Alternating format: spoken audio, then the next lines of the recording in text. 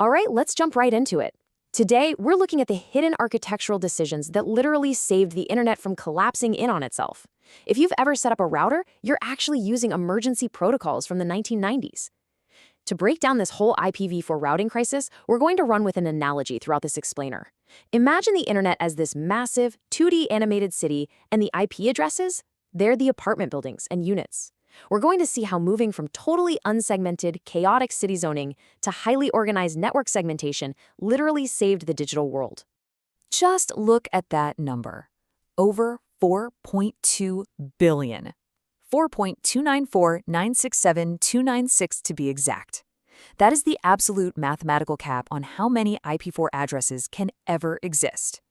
Now, back in the 70s when the internet was just a research project, 4.2 billion seemed practically infinite, right? Who on earth would ever need more than 4 billion computers? But fast forward to the early 90s, and network engineers were suddenly staring down a truly terrifying reality. We were dangerously close to running out of space entirely.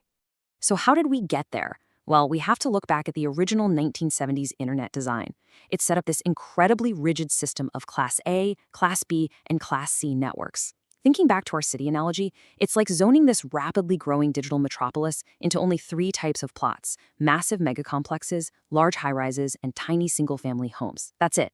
And then the 1980s hit, the internet gets commercialized, and boom, exponential network growth. That original 70s design completely collided with this new commercial reality. By 1991, the crisis was so bad that the IETF actually had to form a dedicated emergency team, the Road Group, just to figure out how to stop the whole internet from breaking. The core of this crisis was basically a massive Goldilocks problem. If your company needed a network, you had to fit into one of those 3 rigid buckets. Class C, that gave you 254 addresses, which is way too small for most mid-sized companies. But the very next step up, Class B, handed you over 65,000 addresses. There was absolutely no middle ground. So mid-sized organizations had no choice but to request Class B networks. Imagine you just need an apartment building for 300 people, but the city forces you to buy a 65,000-unit megacomplex. You're leaving tens of thousands of units permanently empty. This unsegmented network chaos led to a wildly wasteful and rapid exhaustion of those Class B blocks. And that brings us to this incredibly stark warning right out of RFC 4632. The engineering community was officially facing the, quote, eventual exhaustion of the 32-bit IPv4 address space. And look, this wasn't just some theoretical inconvenience. It was a literal existential threat. If the addresses ran out, no new organizations could join the internet, period. Plus, the global routing tables, basically the internet's master GPS system, were exploding in size way beyond what the physical hardware of the time could actually handle. The only way out was to completely trash that old, rigid, classful system and replace it with something far more elegant: CIDR, or Classless Interdomain Routing. CIDR completely abandoned those strict Class A, B, and C buckets. Instead of forcing organizations into poorly sized network blocks, it introduced variable prefix links. Going back to our animated city, instead of the city planners telling you, hey, you can only build 250 units or 65,000 units, CIDR allowed developers to build the exact right-sized apartment complex for their specific needs. It brought in incredibly efficient network segmentation and allowed routes to be cleanly grouped or aggregated together. But for this newfound flexibility to actually work, engineers had to completely change how an IP address was written and parsed by machines. Enter CIDR syntax. You've definitely seen this around. It's an IP address followed by a slash and a number, like a /24. That decimal number at the end, which goes from 0 to 32, is crucial. It tells the network router exactly how many bits of the address are used to identify the overarching neighborhood, or network, and how many bits are left over to identify the specific apartment units, or hosts. By making that explicitly clear, network allocation suddenly became incredibly adaptable. Okay, the math here is where this gets truly fascinating. Take a 24. That gives you a subnet of exactly 256 addresses. But watch what happens as that prefix number gets smaller. A /23 bumps you to 512. A /22 gives you 1024. And a /20 gives you 4096. Every single time you drop the prefix number by 1, your available address space doubles. This is what allowed for perfect network segmentation. Say you only need 14 addresses for a small compliance team. Perfect, you get a /28. Need roughly 250, you get the /24. By sizing these subnets perfectly to an organization's actual real-world needs, we finally stopped wasting millions of precious addresses. Now, CIDR was brilliant, but it wasn't the only trick up the internet's sleeve to survive this crisis. We actually need to pivot for a second and look at how devices behave on a practical level. Engineers realized something huge.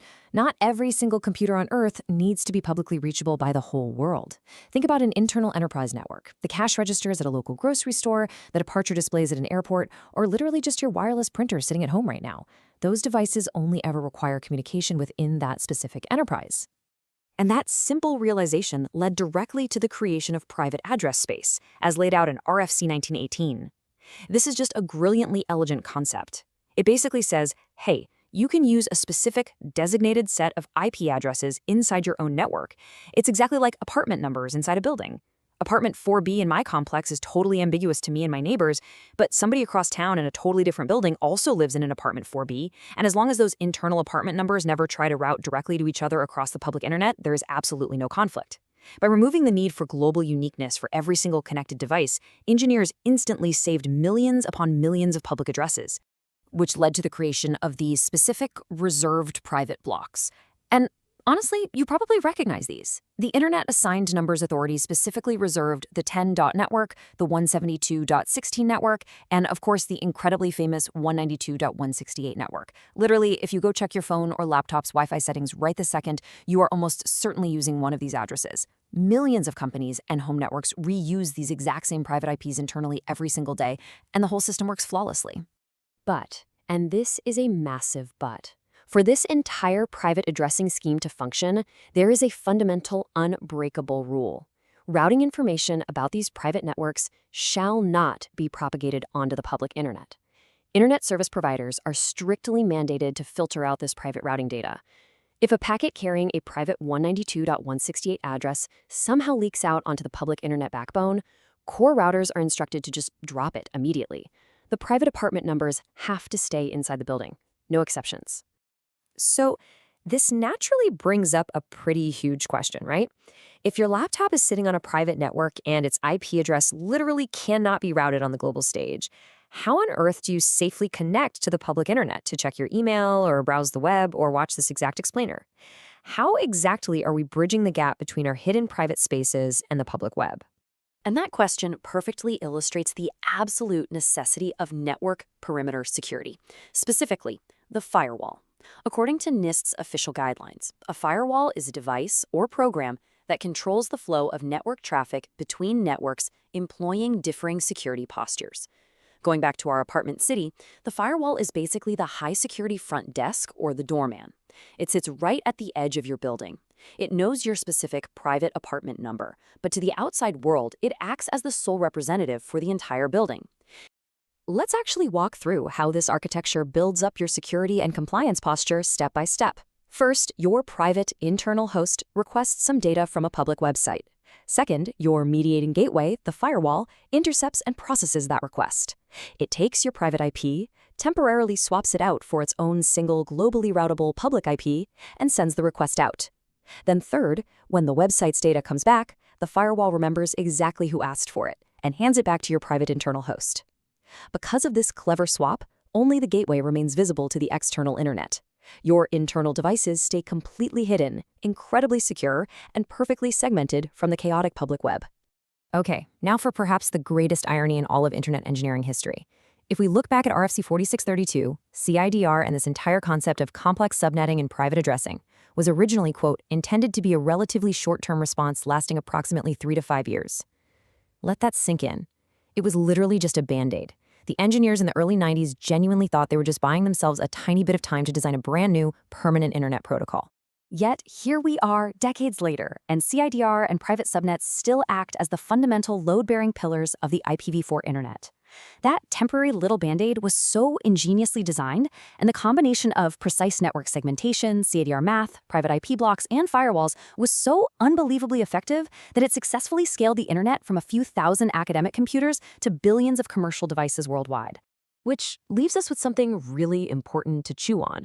With the massive explosion of smart devices, the Internet of Things, and global internet expansion accelerating all over again, how much longer can these temporary 1990s subnetting solutions actually hold back the tide? I mean, yes, IPv6 is slowly rolling out, But the IPv4 architecture we explore today is still doing the vast majority of the heavy lifting. Next time you connect to a network, take just a moment to appreciate that invisible, highly structured architecture keeping our entire digital city from collapsing. Thanks for tuning into this explainer, and keep learning.